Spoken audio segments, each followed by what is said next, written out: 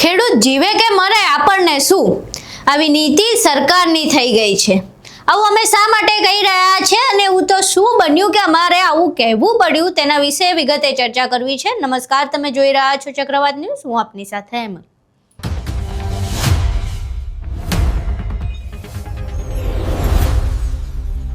જગતનો તાત જે આખા વિશ્વનું પેટ રડે છે એવો ખેડૂત મોરબીના જેતપરમાં આ મરણાંત ઉપવાસ પર ઉતર્યો છે।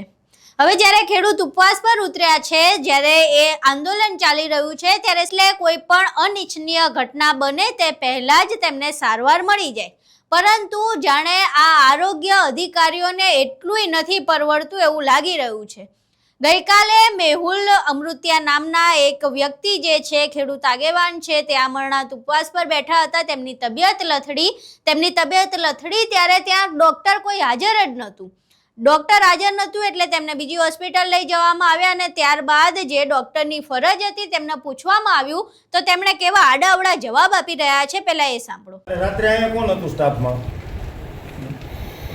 ઇમરજન્સીમાં રાતે આજ સાહેબ હોય છે જિગ્નેશ પંચાસરા સાહેબ અને બીજા કોઈ નહીં કોઈ બેન હતા સાંજે હશે લગભગ।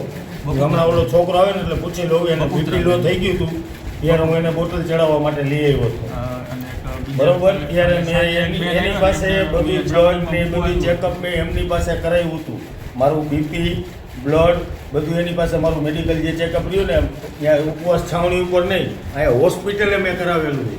અને વાત નંબર 2 સાહેબ, તમને અહીંયા એમ્બ્યુલન્સ રાખવાનું કીધું છે જિલ્લામાંથી? ના, એ તો સાહેબ વાત થઈ ગઈ, તો હમણાં કહેશે તમને, એ તો બધા જવાબ આવશે, કાંઈ વાંધો નહીં। જવાબ આપો ને, એમ્બ્યુલન્સ રાખવાનું કીધું છે કે નથી કીધું? કીધું છે? ક્યાં છે? બહાર છે ઈ સાહેબ ઈ હોસ્પિટલની છે। હા, કયું આ રજિસ્ટર કયું નામનું છે? સાહેબ 2 વાગ્યા પહેલા એમ્બ્યુલન્સ મોકલી દેજો, નકર બીજી વાર આવીશ। Thank you. અહીં તમે ડોક્ટરને સાંભળ્યા। હવે રજિસ્ટર્ડમાં 9 લોકોના નામ હોવા જોઈએ, કારણ કે આ મરણાંત ઉપવાસ પર 9 ખેડૂતો બેઠા છે, પરંતુ આમના રજિસ્ટર્ડમાં 7 જ નામ છે। પાછા 7 નામ જે છે એમાં જાતે રોજ રજિસ્ટરે અપડેટ કરે છે કે બધા તપાસ કરાવવાની ના પાડી રહ્યા છે। જો કે ખેડૂતોનું એવું કહેવું છે કે અહીંયા કોઈ તપાસ કરવા આવતું જ નથી, જાતે ચોપડામાં લખી રહ્યા છે કે કોઈ તપાસ કરાવતું જ નથી। અહીં એ રજિસ્ટરનો વિડીયો પણ જોઈ લો। 2 જણાના નામ લખી મરી જાય પછી માણસ તમે જીતો કરી શકશો? એ રજૂઆત કાલે કરો, એસડીએમ ને કરો, ભલા ભલા સાહેબ નીચે નો બટે કલેક્ટર એસડીએમ ને કાલે કરો, કાલે સવારે એસડીએમ પર જાઓ, અને બેદરકારી બદલના પગલે ભરોસે ને એસડીએમ ને કલેક્ટર। સાહેબ, તમને અત્યારે મીડિયા સામે ચોખવટ પડીને કહેતો જાઉં છું, તમારો કોઈ પણ સ્ટાફ કોઈ પણ ડોક્ટર સાહેબ ચેક કરવા આવે, કોઈ પણ પેશન્ટ નામ પડે ના પાડે તો એની પાસે તમે કાં લેખિત લઈ લેજો અને કાં વિડીયો પ્રૂફ લઈ લેજો। આ તમારી જવાબદારી છે, અમારી નથી। અમે બીજી વાર આવશું, એવું નથી કાંઈ થશે તો જ આવશું, સ્પેશિયલ આટો મારવા પણ આવશું કે ભાઈ આપો તમે, તમારે લેખિત જોશે કાં વિડીયો જોશે, મૌખિક નહીં ચલાવી લેવામાં આવે કોઈ પણ કારણોસર, ઠીક છે સાહેબ? આ આંદોલન ચાલુ છે, આ તમારી એક ભૂલના હિસાબે આ આંદોલનમાં કેટલાય ખેડૂતને મૃત્યુ પામવું પડે। આમાં ઝઘડા થાય કંઈક થાય તો એની જવાબદારી કોણ? અને અહીં તમે રજિસ્ટરનો વિડીયો જોયો, ડોક્ટર કેવા આડાઅવળા જવાબ આપી રહ્યા છે તે પણ જોયું। હવે જ્યારે આ મરણાંત ઉપવાસ શરૂ થયા ત્યારથી એમને એમ્બ્યુલન્સ અને ડોક્ટર હાજર કરવાના હતા, પરંતુ 3 દિવસ સુધી તો ખેડૂતોનું એવું કહેવું છે કે 3 દિવસ સુધી તો કોઈ એમ્બ્યુલન્સ કે કોઈ ડોક્ટર અહીંયા હાજર જ નહોતા।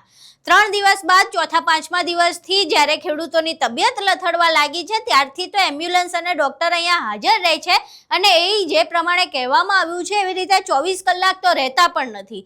ત્યાંના ધારાસભ્ય છે કાંતિ અમૃતિયા ખાલી ફાકા ફોજદારી કરે છે કે અમે ગાંધીનગર વાત કરીએ છીએ, હર્ષ સંઘવીને વાત કરીએ છીએ, રજૂઆત કરી છે, મુખ્યમંત્રીને રજૂઆત કરી છે, પણ રજૂઆતમાં રહી ગયા છે, એમનું કાંઈ ગાંધીનગરમાં ઉપજતું નથી। બીજી બાજુ જે જગતનો તાત આખા વિશ્વનું પેટ રડી રહ્યું છે, તે જગતનો તાત ભૂખે મરી રહ્યો છે અત્યારે, અને એ ભૂખે એટલે ટળવળી રહ્યો છે કારણ કે તેમનો અધિકાર તેમને નથી મળી રહ્યો। તેમના માલિકીની ખેતરની જમીનમાં જબરદસ્તી ખાનગી વીજ કંપનીઓ વીજપોલ નાખી રહી છે, અને જ્યારે ખેડૂતો તેમનો વિરોધ કરે છે તો તેમને પોલીસનો હાથો બનાવીને તેમના ઉપર અત્યાચાર ગુજારવામાં આવે છે। ખેડૂતોને વાંધો પણ નથી વીજ પોલ નાખવા દેવાનો, પણ યોગ્ય વળતર તો મળે. યોગ્ય વળતર આપવાય તૈયાર નથી અને કલેક્ટર મન ફાવે એવા ઓર્ડર કરીને પોલીસને હાથો બનાવીને ખાનગી વીજ કંપનીઓને ખેતરોમાં મોકલી દે છે. હવે જે પ્રમાણેના દ્રશ્યો સામે આવી રહ્યા છે એ પ્રમાણે તો સ્પષ્ટપણે એવું લાગી રહ્યું છે કે આ ખેડૂતો જીવે કે મરે આ સરકારને કાંઈ જ પડી નથી. અને આ પહેલી વાર થોડી છે જ્યારે ખેડૂતો મરશે. આના પહેલા ભાવ વધારાથી ને દેવાથી કેટલાય ગુજરાતના ખેડૂતોએ આત્મહત્યા કરી દીધી છે.